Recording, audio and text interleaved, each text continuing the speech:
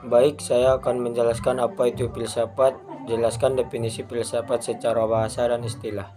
Istilah filsafat berasal dari dua kata dalam bahasa Yunani kuno, yaitu philos yang berarti cinta atau kecintaan, dan sophia yang berarti kebijaksanaan atau pengetahuan. Secara harfiah, filsafat dapat diterjemahkan sebagai kecintaan terhadap pengetahuan. Filsafat merupakan ilmu yang mempelajari hakikat segala sesuatu yang ada, sebab, asal, dan hukumnya. Filsafat juga diartikan sebagai pandangan tentang dunia dan segala hal di dalamnya. Filsafat juga dapat diharapkan menjadi pedoman bagi manusia untuk mencari kebenaran yang hakiki. Selanjutnya, saya akan membahas mengapa manusia berfilsafat, jelaskan penyebab manusia berfilsafat dan ciri-ciri berpikir berfilsafat. Manusia berfilsafat karena memiliki rasa ingin mengetahui yang mendalam tentang kehidupan, realitas, dan keberadaannya. Filsafat muncul dan kebutuhan manusia untuk mengetahui hal-hal yang bersifat mendasar seperti siapa kita, dari mana asal kita, dan apa tujuan kita. Ada beberapa penyebab mengapa manusia berfilsafat, yaitu yang pertama, rasa ingin tahu, yang kedua, kesadaran dan keterbatasan, yang ketiga, mencari makna dan tujuan hidup, dan yang terakhir, kebutuhan atas kepastian. Ciri berpikir filsafat antara lain yaitu yang pertama, mendasar dan mendalam atau radikal. Yang kedua, sistematis atau disusun secara teratur dan logis. Yang ketiga, spekulatif atau memahami suatu konsep secara lebih luas. Yang keempat, universal atau mencakup seluruh aspek kehidupan. Yang kelima, kritis atau menyimpulkan asumsi, pandangan, dan nilai yang sudah ada. Dan yang keenam, tidak dogmatis atau pemikiran filsafat terbuka terhadap berbagai pandangan, tidak pada satu doktrin atau keyakinan tertentu. Selanjutnya, saya akan membahas jelaskan apa manfaat mempelajari filsafat dan relevannya dengan kehidupan sehari-hari. Mempelajari filsafat memiliki banyak manfaat, terutama dalam meningkatkan cara kita berpikir dan memahami dunia. Yang pertama, mengasah kemampuan berpikir kritis. Filsafat mengajarkan kita untuk tidak menerima informasi begitu saja. Kita diajak untuk menganalisis dan mencari alasan yang bagus atau logis. Yang kedua, memahami nilai dan etika.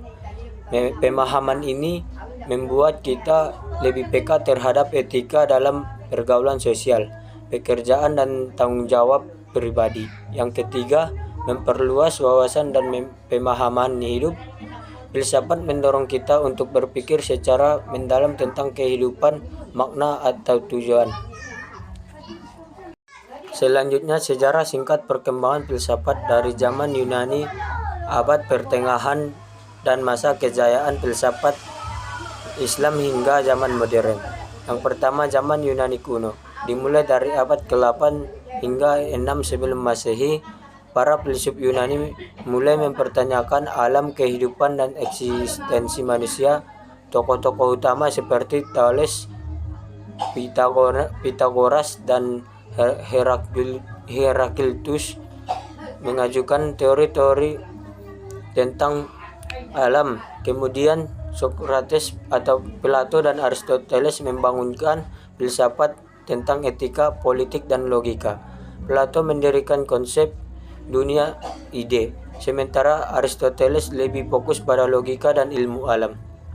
Kebangkitan filsafat Yunani dipicu oleh rasa ingin tahu terhadap pada asal-usul alam semesta dan kehidupan, serta pencarian penjelasan rasional yang tidak bergantung pada mitos atau kepercayaan tradisional.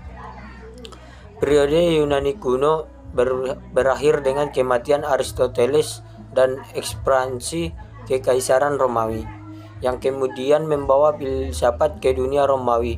Ketika Kekaisaran Romawi mulai runtuh, pemikiran Yunani dan Romawi menyebar ke wilayah lain termasuk Timur Tengah.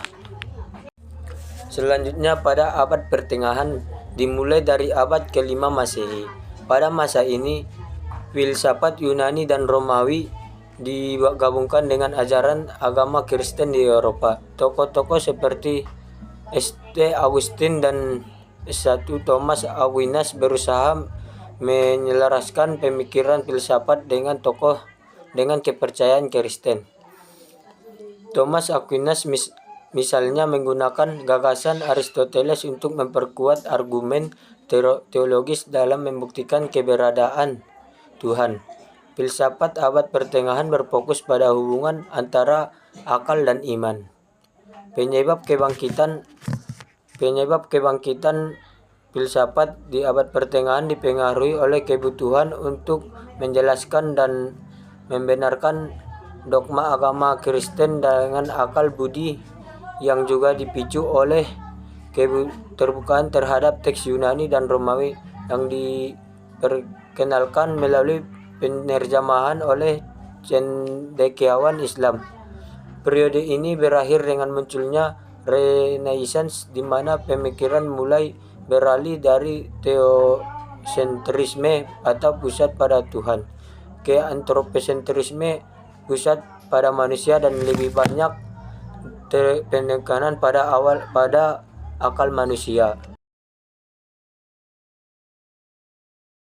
Dan yang terakhir pada zaman modern atau sekitar abad ke-17 sampai 19. Dimulai sekitar abad ke-17, para filsuf seperti René Descartes, John Locke, dan Immanuel Kant membangunkan filsafat dengan lebih menekankan pada rasionalitas dan pengalaman empiris.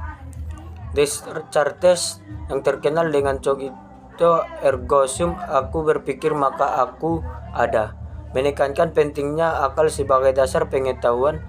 Pada abad ke-19 dan 20 muncul pemikiran baru seperti eksistensialisme, pragmatisme, dan strukturalisme. Tokoh seperti Friedrich Nietzsche, Jean-Paul Sartre, dan Michel Foucault menghadirkan perspektif yang mempertanyakan moralitas, makna kehidupan, dan struktur sosial. Zaman modern dimulai sebagai tanggapan atas penemuan ilmiah dan teknologi yang berkembang pesat. Baik, terima kasih.